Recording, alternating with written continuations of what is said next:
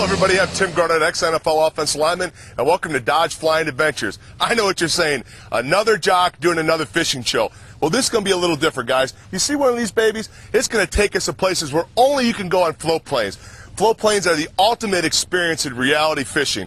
You know, everybody wants to catch that trophy walleye. Everybody wants to catch that elusive muskie or that big northern pike.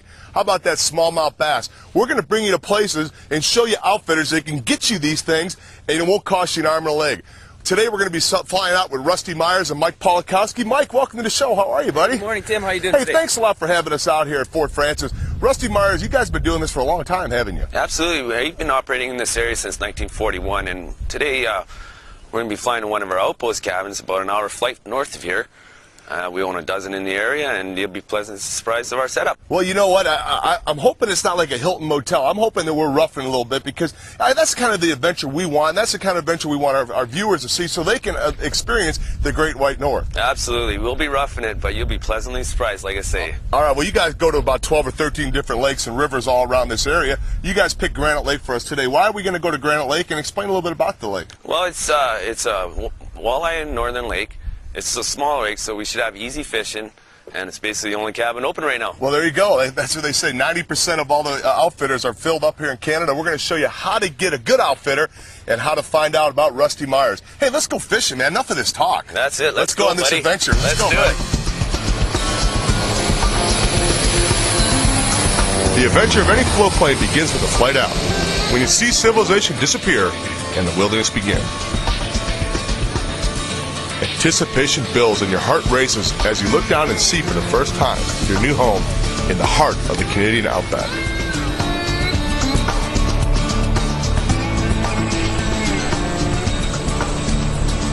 For me, this is what living's all about: camaraderie, adventure, and the experience of a lifetime.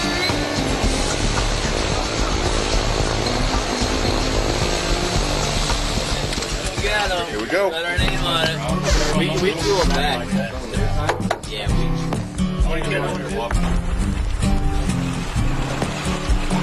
Another gorgeous day in big old Canada. Hey, Mike, what are we looking for now? It's kind of a post-spawn pattern, isn't it? Yep, we're at the end of May here, and water temperature's coming up normal. The fish should all be done spawning by now. They'll be stacking up on the mouths of river beds. And they'll be looking for a nice meal, and that's where we're coming in. We're looking for a little current, a little bit of water movement. Oh, yeah, we're going to be looking for a flow. Yeah, anywhere you get a flow, they'll be active. Those are the guys going to be looking for a meal. Well, Mike, we're jigging right along the bottom here. It's a hard rock bottom. Is it a little pea gravel down there? Is it chunk rock? Or, what are you looking for? What kind of bottom contour is the best right now for the walleye fishing? I'm gonna suspect down here we're gonna look at a rocky bottom. I wouldn't say too much on the gravel. I'm gonna say lots of rocks. So you know the chances are getting snagged up are pretty good. But here down, they're stacked up down there, and we're in a flow, nice flow behind us. The flow, the feed comes down with the flow, and as we present, they open their mouths and bite our hooks. There you go. You know, you obviously want to work this thing off the bottom and bounce it off, let it come off about 6 to 12 inches up, and then it'll kind of settle down again, and hopefully entice that walleye into biting. That's what we're going to do. And in here, too, the big northerns are swimming around, too. They're hungry, and when they want to come up, they'll eat, too. So in here, it's just a jackpot, 50-50, what you're going to get. But 90% walleyes in here. Oh, that's a good fish. That's a good fish. Something on here. Nice little walleye. You need that net? No. No, not for a big macho guy like you, right? There we go. That's shore lunch right there. Upper lip, buddy. Lunch. Upper lip. There we go. That's our eaters. Keep him. Look at the color on that sucker. They're a little darker. They must be they're coming off that spawn. Well, the cold water after the spawn, water's still a little cold. We're going to keep this guy. We want to eat him. What color jig would you recommend people use when they go up into this area of Ontario to start out for the walleye? Well, I'd say any color really, but the hot ones are the green, the whites, and the blacks.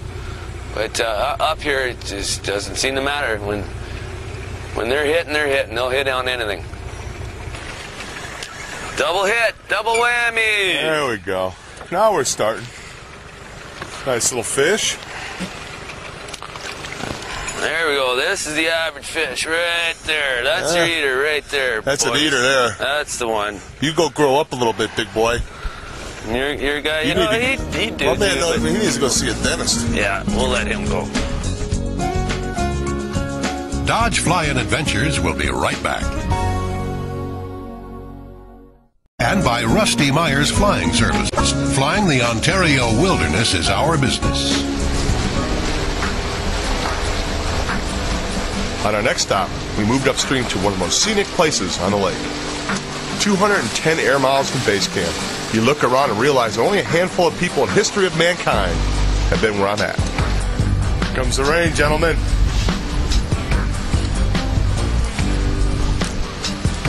The adventure of flying to a remote outpost lake never leaves you from the time you take off until the time you head home. It's a good looking walleye right there. Good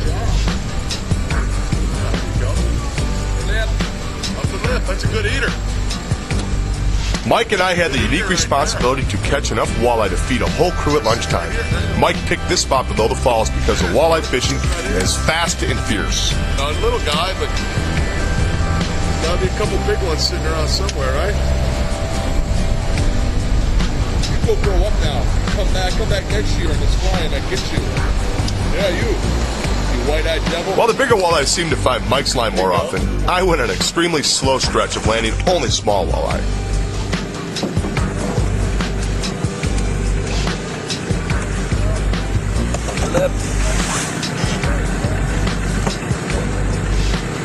That's the short lunch, boys. That's the short lunch.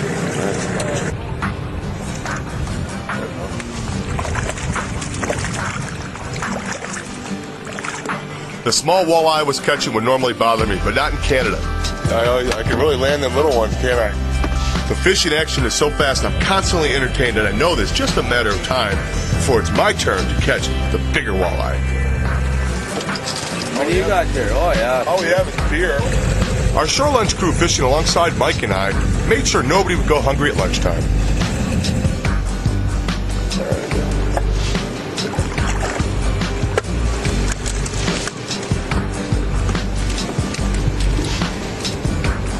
He's got another one. All morning I couldn't keep my mind from drifting to the lakeside shore lunch with a nice campfire and a lot of walleye. As an ex-NFL lineman, I'm not sure anybody looks forward to lunch as much as I do. Gentlemen, the lobster of Canada, walleye. Let's go to shore lunch. All right, we'll be right back.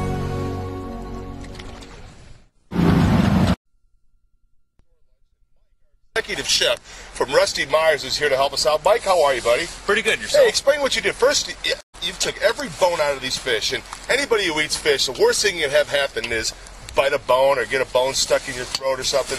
You take all the bones out, don't you? Oh, yes. Even put the pants on them. Put the pants on and get rid of all the bones. There you go. Now, you made up a mixture which included beer. I guess everything in Canada includes beer. Oh, everything. Well, let's add some little bit more in there, okay? Oh, well, yeah. You just don't want to make it too thin, though. So you don't want to make it too thin? Enough Well, beer. you and I don't have to worry about that. All right, well, the thing with, obviously, you have some beans, you have some corn. Shore lunch is obviously, you have to catch the fish to have the shore lunch. So what are you doing now? You're putting it in a batter, and what's your secret batter? Can you tell us? Well, actually, all this is just egg and beer, and today we're just using just normal shore lunch, you know, quick and easy. Throw a couple eggs in there for the batter? Yeah, a couple eggs and some beer. Your spices, garlic is a really good thing. Garlic is always good. Well, you know what? Pepper. You got to have garlic out in the wild, yes. right? Okay, now you got some grease boiling here, and you just throw it on there. Yeah, and, she's I guess the cholesterol problem here is not. You don't worry about that on a shore We'll lunch. worry about that next week. Okay, well, we're laying them in here now, and how long will this take to cook? Oh, they should only take